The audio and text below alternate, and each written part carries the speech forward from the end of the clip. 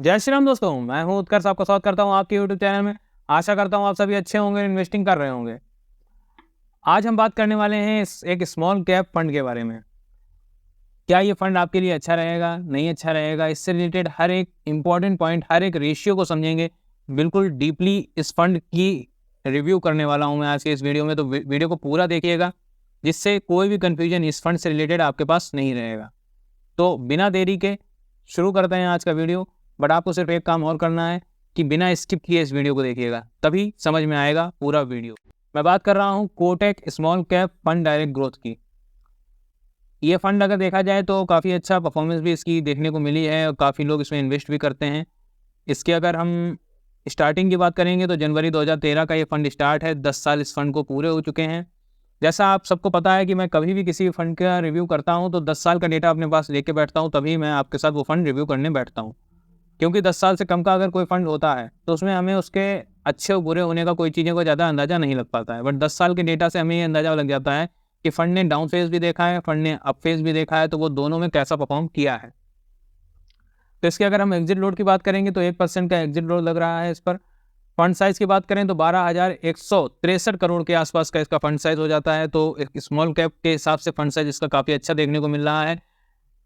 इसमें इन्वेस्टर काफ़ी ज़्यादा अट्रैक्ट देखने को मिल रहे हैं, तो फंड साइज़ भी इसका ठीक-ठाक देखने को मिल जाता है। बात करें अगर इसके एक्सपेंस रेशियो की, 0.44% का एक्सपेंस रेशियो लग रहा है। ठीक है, एक्सपेंस रेशियो वाजिब एक्सपेंस रेशियो लग रहा है। लार्ज डबल की बात करें तो इस फंड ने 2 साल में अपने इन्वेस्टर्स का पैसा डबल करके दिया है। मान लीजिए आपने 1 लाख रुपए इस फंड में इन्वेस्ट किया है, तो 2 साल के अंदर 2 लाख रुपए इस फंड ने अपना डबल करके अपने इन्वेस्टर्स को पैसे दिया है। बात करें अगर रिटर्न वाइज ये फंड कैसा परफॉर्मर रहा है, तो रिटर्न वाइज अच्छा परफॉर्मेंस देखने को मिली है इस फंड की। लेकिन सिर्फ रिटर्न वाइज ही किसी फंड के अच्छे परफॉर्मेंस होने से आप उसमें इन्वेस्ट नहीं कर सकते हैं। एक तो स्मॉल कैप का ये फंड है, इंडेक्स फंड नहीं है, लार्ज कैप नहीं है, मिड कैप नहीं है, स्मॉल कैप का फंड है, तो रिस्क भी उतना ही ज़्यादा बन जाता है। तो डाउन साइड प्रोटेक्शन भी देखना जरूरी है। डाउन साइड प्रोटेक्शन की बात करते हैं तो डाउन साइड प्रोटेक्शन भी इसका अच्छा देखने को मिल रहा है। मतलब जैसा इसने अगर रिटर्न दिया है उसी तरीके से इसका डाउन साइड प्रोटेक्शन भी रहा है। यहाँ पे ये फंड को पॉजिटिव पॉइंट दोनों में मिल जाते हैं। बात करें अगर एक्सपेंस रेशियो में, तो एक्सपेंस रेशियो में भी इसको पॉजिटिव पॉइंट मिल जाते हैं।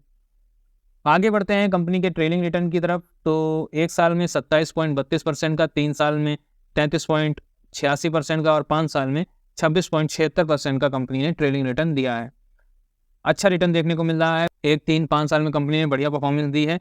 अगर आप 5 साल तक रुकते हैं तो आपको 26% का रिटर्न मिलेगा। बट क्या ट्रेलिंग रिटर्न के साथ बातें क्लियर हो जाती हैं? अगर आप हमारे रेगुलर व्यूअर होंगे तो आप बिल्कुल ये चीज़ बता सकते हैं कि इसके बाद हम किस पॉइंट पे जाने वाले हैं। कमेंट बॉक्स में ज़रूर बताइएगा। इसके बाद हमारा पॉइंट आता है रोलिंग रिटर्न का, कि आखिर ट्रेलिंग रिटर्न से हम चीज़ों को जान नहीं पाते हैं जब तक रोलिंग रिटर्न की तरफ नहीं बढ़ते हैं। क्योंकि रोलिंग रिटर्न पे हमें एक एक्सपेक्टेड रिटर्न क्लियर हो जाता है कि अगर कभी डाउन साइड प्रोटेक्शन होती है, फंड अगर अच्छा परफॉर्म नहीं करता है तो हमें कितना एक्सपेक्टेड रिटर्न दे सकता है। तो उसमें अगर 1 साल की बात करें तो 18.2, 3 साल में 22.2 और 5 साल में 19.6% का रिटर्न फंड ने प्रोवाइड किया है। तो अगर कभी डाउन साइड प्रोटेक्शन होती है, फंड अच्छा परफॉर्म नहीं कर पाता है, तो आपको 15 से 20% का रिटर्न इस फंड से एक्सपेक्ट कर सकते हैं, जो कि एक अच्छा रिटर्न हो जाता है किसी डाउन साइड प्रोटेक्शन के हिसाब से। तो यहाँ तक तो फंड की सारी अच्छी चीज़ें हमें समझ में आ गई। फंड अच्छा देखने को मिल रहा है। बात करते हैं इसके एसेट एलोकेशन की। तो स्मॉल कैप में 67.89% का कंपनी पैसा इन्वेस्ट कर रही है। बाकी जो रेस्ट ऑफ इन्वेस्टमेंट है वो मिड और लार्ज कैप में हो जाती है। तो कंपनी की जो एसेट एलोकेशन है वो भी ठीक देखने को मिल रही है कि कंपनी सारा पैसा उठा के स्मॉल कैप में नहीं डाल रही है। एक मेजर पार्ट स्मॉल कैप में है, बट थोड़ा थोड़ा पार्ट मिड और लार्ज में है, जिससे आपका डाउन साइड प्रोटेक्शन, जैसा मैंने आपको शुरुआत में बताया, अच्छा देखने को मिल जाता है। एक्सपेंस रेशियो वाइज भी फंड अच्छा है, रिटर्न वाइज भी फंड अच्छा है। हर एक पॉइंट कवर करने की मैंने कोशिश करी है, लेकिन क्या सारे पॉइंट कवर हो गए हैं? क्या अब ये फंड कंसिडर किया जा सकता है इन्वेस्टमेंट के लिए?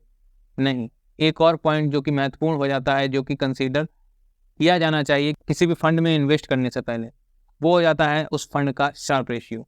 तो अगर हम इसके शार्प रेशियो की बात करें तो 1.48% का देखने को मिल रहा है, जो कि एक अच्छा शार्प रेशियो हो जाता है, बेहतर देखने को मिल रहा है। तो यानी अगर हम हर तरीके से देखें तो रिस्क के हिसाब से भी फंड बढ़िया है। स्मॉल कैप का जरूर है, बट डाउन साइड प्रोटेक्शन इसकी अच्छी है, शार्प रेशियो अच्छा है, रोलिंग रिटर्न अच्छा है, ट्रेलिंग रिटर्न अच्छा है, एक्सपेंस रेशियो अच्छा है, ओवरऑल फंड बढ़िया देखने को मिल रहा है। तो इन्वेस्टमेंट के पर्पज़ से, लॉन्ग टर्म के पर्पज़ से अच्छा फंड एक ये हो जाता है। आप क्या सोचते हैं इस फंड के बारे में? कमेंट बॉक्स में ज़रूर बताइएगा कि आप इसमें इन्वेस्टेड हैं या फिर नहीं हैं। अगर आप इन्वेस्टमेंट के लिए सोच रहे हैं तो क्या ये फंड आप कंसीडर करेंगे या फिर नहीं? ये था हमारा आज का वीडियो। यहाँ पे इस वीडियो को समाप्त करते हैं, बढ़ते हैं आज के फाइनेंस रिलेटेड एक क्वेश्चन की तरफ। हमारे आज का वीडियो का जो फाइनेंस रिलेटेड क्वेश्चन है वो ये है कि अगर आप इंश्योरेंस कराते हैं तो आप कौन सा इंश्योरेंस कराएंगे? लाइफ इंश्योरेंस, टर्म इंश्योरेंस या फिर हेल्थ इंश्योरेंस, या इन तीनों में से कौन सा एक इम्पॉर्टेंट इंश्योरेंस हो जाता है जो आपको कराना चाहिए? कमेंट बॉक्स में ज़रूर बताइएगा। सही आंसर जिसका होगा उसको अगली वीडियो में उसका नाम लिया जाएगा। मिलते हैं अगले वीडियो में। धन्यवाद।